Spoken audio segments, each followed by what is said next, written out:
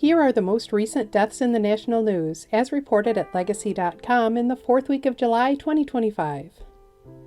Legacy.com is where you can find any obituary or publish an obituary in any local community in America and beyond. Singer, pianist, and songwriter Tom Lehrer died July 26, 2025 at his home in Cambridge, Massachusetts at the age of 97. Lehrer was a surprise star of the 1950s and 60s, a math professor who wrote and performed wild comedic songs with titles like Poisoning Pigeons in the Park. Though he retired young from his recording career and went back to being a mathematician, he was a huge influence on the field of satirical music, inspiring such later songwriters as Weird Al Yankovic and Bo Burnham. Lehrer was a U.S. Army veteran who served in the NSA in the 1950s. Boxer Dwight Muhammad Qawi died July 25, 2025, after fighting dementia at the age of 72. He was a world champion in 2 weight classes, in light heavyweight from 1981 to 1983, and in cruiserweight later in the decade. Qawi is being remembered for turning his life around after spending time in prison as a young man, ultimately landing in the International Boxing Hall of Fame. Singer Dame Cleo Laine died July 24, 2025 at the age of 97. She was one of England's greatest jazz singers, especially known for her scat singing. Laine is being remembered for her warm voice, versatile talent, and captivating stage presence. Singer Tommy McLain died July 24, 2025 at the age of 85. He had a hit in 1966 with Sweet Dreams, and he recorded with artists such as Elvis Costello and Nick Lowe. McLain is being remembered as a legend of swamp pop and a member of the Louisiana Music Hall of Fame. Baseball player Ryne Sandberg died July 28, 2025 after fighting cancer at the age of 65. He was a star second baseman for the Chicago Cubs in the 1980s and 90s, a home run leader who played in 10 consecutive All-Star games and was later inducted into the National Baseball Hall of Fame. Sandberg is being remembered as an all-time favorite of Cubs fans, both as a legendary player and as a good man. Philanthropist Wallis Annenberg died July 28, 2025 at her home in Los Angeles. She died of complications from lung cancer at the age of 86. As a leader of her family's Annenberg Foundation, she funded such notable projects as recovery from the January 2025 Southern California wildfires and a groundbreaking wildlife crossing over California's Ventura Freeway. Annenberg is being remembered for donating billions of dollars to causes including the arts, animals, and healthcare.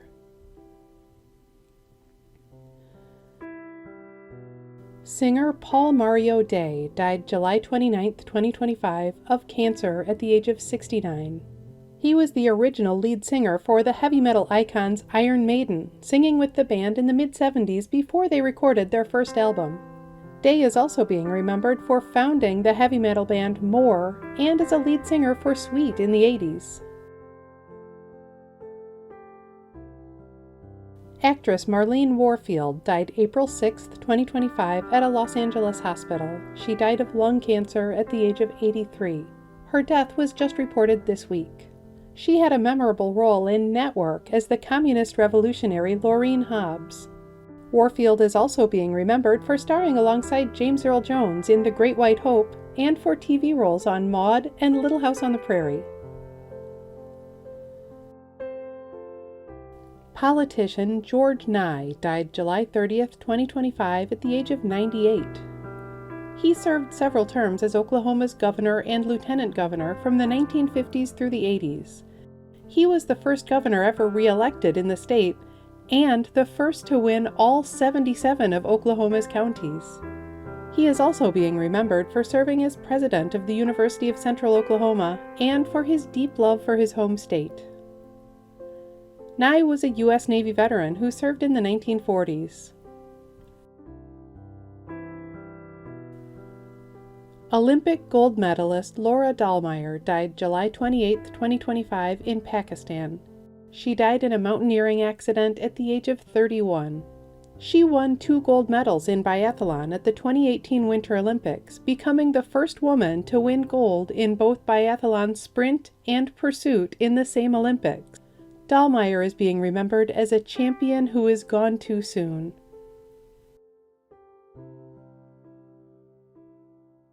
Four people were killed in a shooting at an office building in New York City on July 28, 2025.